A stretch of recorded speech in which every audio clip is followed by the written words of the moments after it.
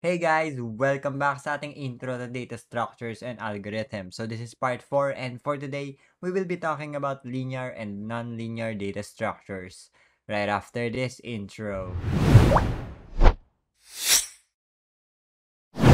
Okay, so simulan muna natin sa linear data structure. So actually, nakakita na tayo ng mga linear data structure dun sa mga previous episode natin. So, ang linear data structure ay eto. So, a data structure na naka-arrange sequentially or linearly. So, lahat ng data ay connected dun sa katabi nilang data. Okay, so ganun yun. Yun yung example natin, which is arrays, list, queue, and stack. So, eto, pag-aaralan pa natin tong mga list, queue, and stack sa susunod na episodes. Pero ang pinakaalam nyo na linear data structure is currently yung array. So, again, linear siya kasi isang straight lang siya. So, makikita nyo naman, 0, 1, 2, 3, 4, 5, 6. So, yan yung index nila. And then, we have our value. So, linear siya. So, ibig sabihin, hindi tayo basta-basta pwedeng mag-skip. So, madadaanan natin lahat if nagsa-search tayo or nagsasort tayo. So, of course, meron tayong iba't ibang algorithm para mas mapaigsi yung pagsa-search tsaka pagsa-sort natin sa mga linear data structure. And yun nga yung pag-aaralan natin sa mga future videos pa natin. Okay? So, ang linear data structure ay easy to implement pero hindi siya efficient masyado. Bakit hindi siya efficient? Kasi, again, dadaanan nyo lahat nung mga values natin. So, ibig sabihin, kakain siya ng mas maraming oras kasi nga, again, linear siya. So, dadaanan natin lahat. So, magkaroon man tayo ng konting pag-skip dyan. So, medyo matagal pa rin. So, i-compare natin dun sa susunod nating type ng data structure.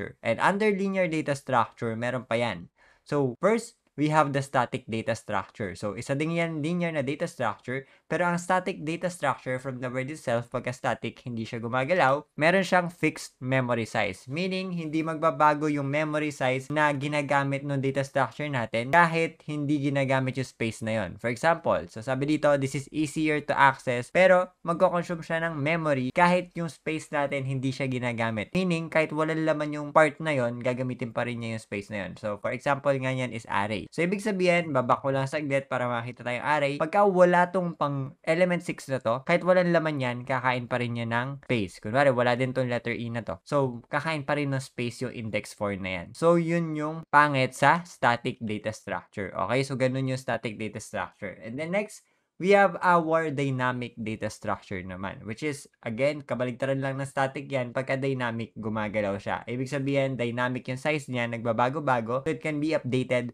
during runtime. Pagka sinabing runtime, habang nagra-run yung code natin. So, which will be efficient concerning yung space complexity natin. So, kung gaano kalaki yung space na kinakain nung ating program. So, in terms of memory nga, for example, yung mga random access memory nga, di ba? Dahil dynamic siya, hindi siya masyadong kakain ng memory kasi nawawala pagka hindi natin gamit yung space na yon. Okay? So, example niyan is queue, stack, and list. So, ibig sabihin, pagka hindi natin ginagamit yung part na yon, hindi siya kakain ng space. Okay? So, ganun yung dynamic data structure. Okay, next tayo. So, eto naman yung second type of data structure, which is non-linear data structure. Eto naman, isa siyang data structure na hindi siya naka-arrange sequentially or linearly. Ibig sabihin, hindi lang siya sunod-sunod. Ang data daw can branch out to multiple data. So, pagka sinabi kong branch out, ano yung una nung niya iisip? Siyempre, mga trees yan and graphs. So, pagka nakita na kayo ng family tree, di ba? So, yung family tree, ganun yung itsura niya. Nagba-branch out yung mga family tree natin, di ba? For example, mother and father, tapos yung anak nila. So, ganun yung itsura ng tree. So, eto ang example ng tree. So, eto yung pinakasimula natin. And, syempre, hindi ko muna i-go into detail ang mga non-linear data structure dito. So, eto lang yung pinaka-starting point natin. And then, as you can see, pwede tayong dumaan dito sa taas na branch, then dumaan dito sa taas pa ulit na branch. So, meaning, pwede ito maging faster at times. So, for example, kasi eto, punta tayo sa 1, then diretso tayo sa 2, then diretso tayo sa 3. So, hindi na natin kailangan daanan yung ilalim na part, hindi na natin kailangan daanan yung gitna na part, diretso tayo doon. Ganon. So, sa trees kasi and sa mga graphs, so,